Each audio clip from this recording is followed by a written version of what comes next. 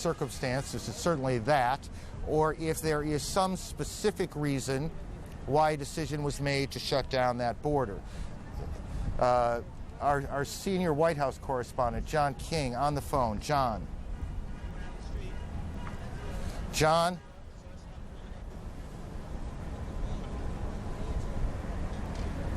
John King, can you hear me? It's Aaron. I hear you, Aaron. What have you got to report for us? Aaron, I'm standing across from the White House. I'm told by Secret Service and administration sources that all of the principals, all of the protectees, meaning the President, the Vice President, the First Lady, and Mrs. Cheney, are safe.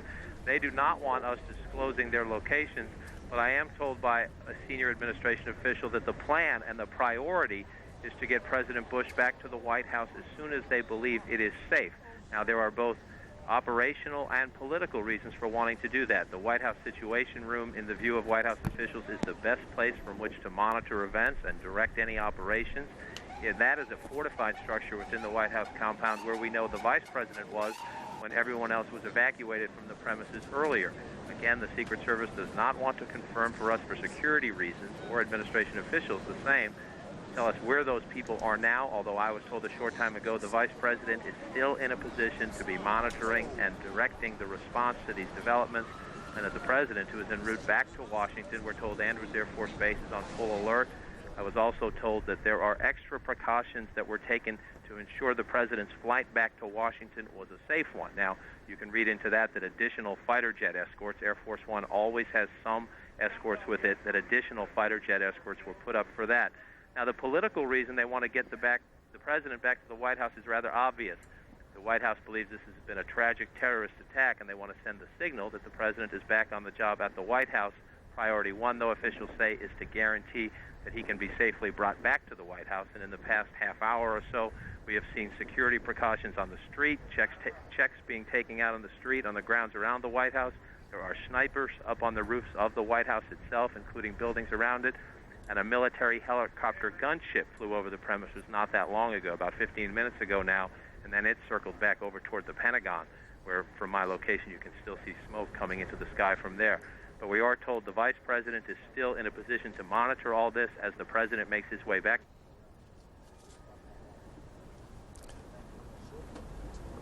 John, thank you. Our senior White House correspondent, John King. As John mentioned, the President was in Sarasota, Florida, making his way back to Washington. Whether he'll be taken directly to the White House or not is a little bit unclear. Secret Service wants to make sure the building is safe. It is, I would add, one other symbolic reason why you would want to get the President in the White House, and that's to send a message to who's ever responsible for this, that yes, you've caused extraordinary damage and a great deal of tragedy here, but what you haven't done is shut down the American government. The President will want to get home. Governor George Pataki of New York joins us on the telephone. Governor, are you there? Can you hear me? Yes, I'm here. What are you hearing from the Trade Center area itself?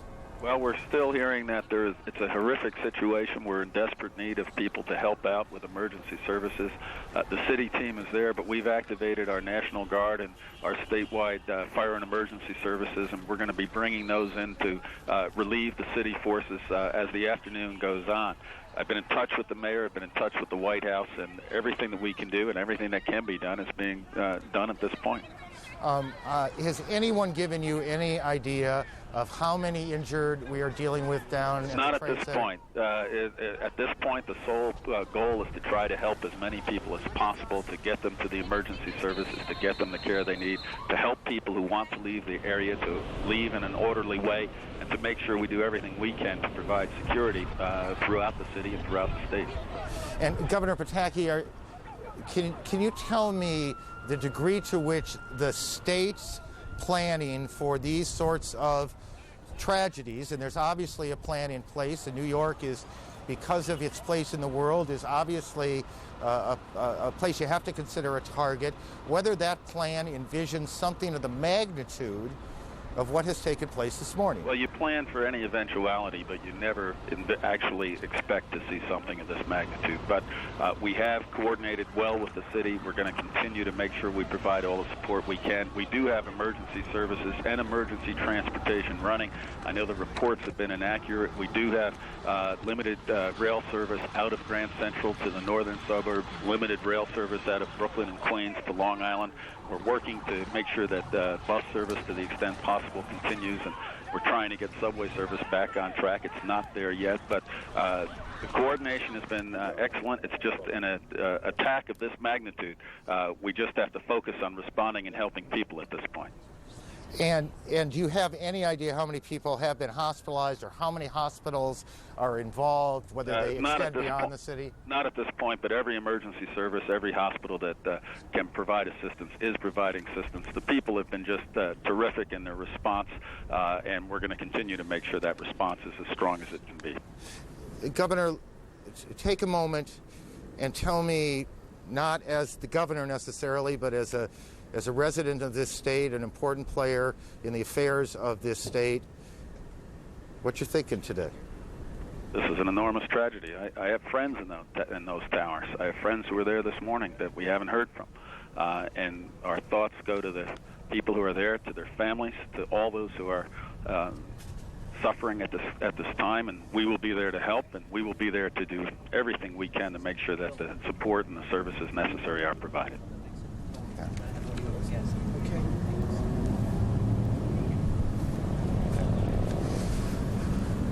Governor, thank you. Governor George Pataki joining us here. The National Guard has been activated to support New York City Police. Andrea Koppel is on board a flight with the Secretary of State. Andrea, what are you hearing from officials there? Well, Aaron, Secretary Powell has been in Peru since last night. He was here to attend the Organization of American States General Assembly. Obviously, when he got the news of the attacks in the United States, his aides scrambled to prepare things for him to leave. We are now, as you say, on board his plane. We're about to take off from Lima to head back to Washington.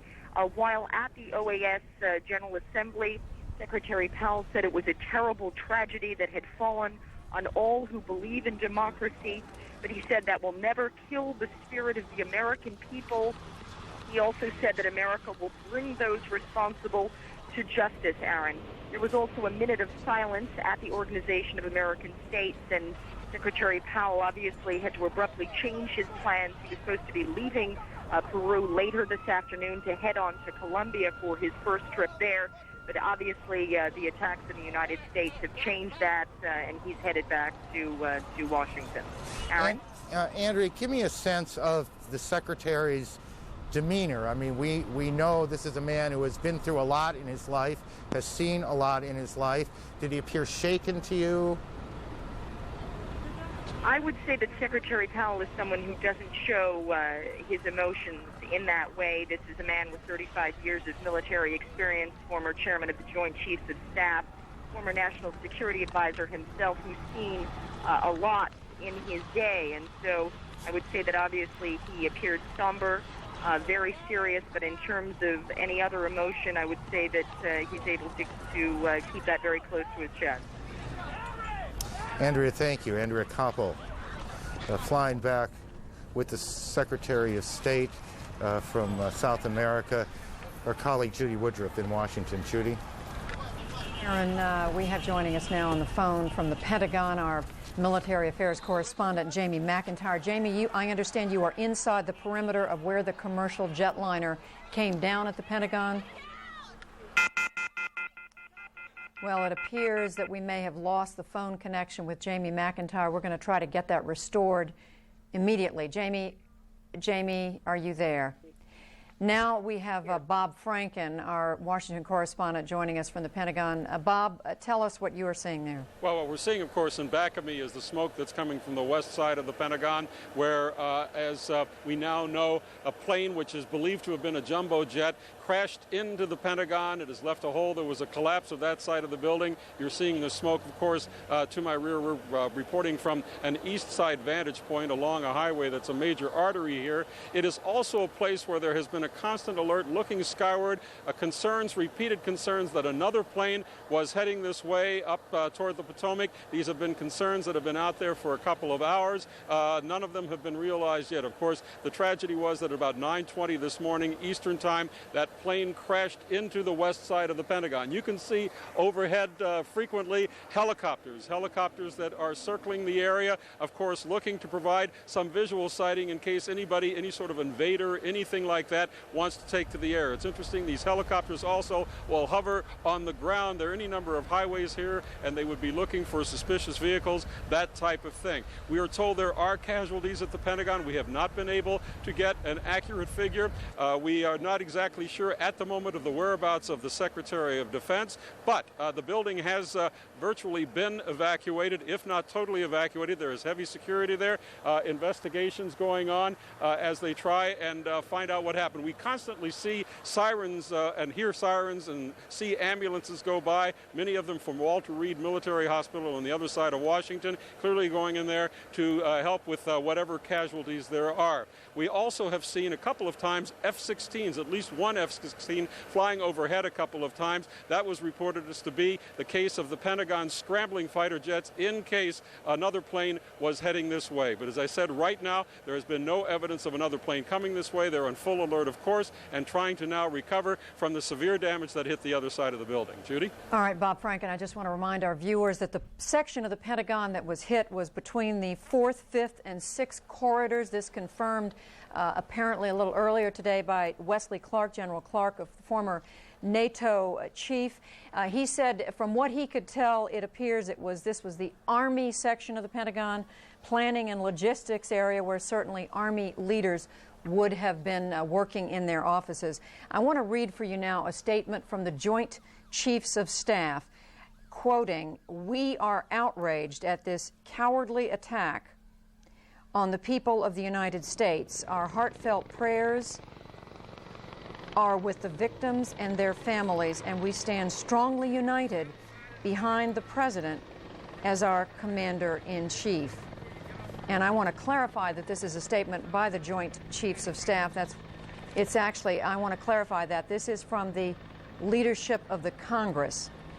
I misunderstood when I was handed this just a moment ago. And continuing, congressional leaders, we will work with the President to ensure that the full resources of the United States government are brought to bear to protect the American people and to punish the perpetrators of these unconscionable acts. May God bless America. And just quickly, before I go back to Aaron Brown in New York, hospitals in Washington dealing with the casualties from the Pentagon Washington Hospital Center, 29 patients, a blood shortage, we are being told, in Washington. So any of you who are able to get to a hospital anywhere in the Washington area, it is very possible that there is a need for blood to be donated. So we will just put that information out there as well. Aaron, now back to you in New York. Judy, thanks. We now are being told that Los Angeles International Airport, LAX, has been evacuated. Again, this is another one of those multi-terminal airports. It's an enormous airport,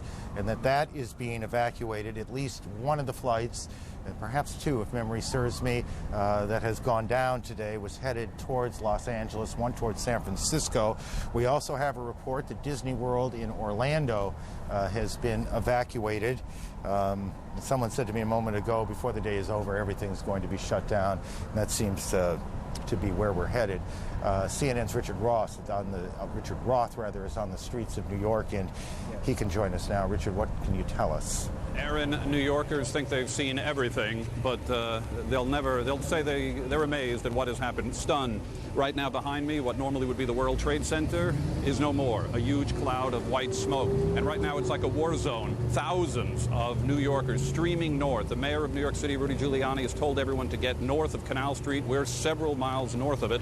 Right now, New Yorkers are trying to get out of Manhattan. There's a ferry on the west side going to New Jersey. It's really the only access out. The mayor advising that people should take the subways. We have seen dozens of emergency vehicles, hundreds, firemen being bussed in, decontamination vans coming in, call for blood donations.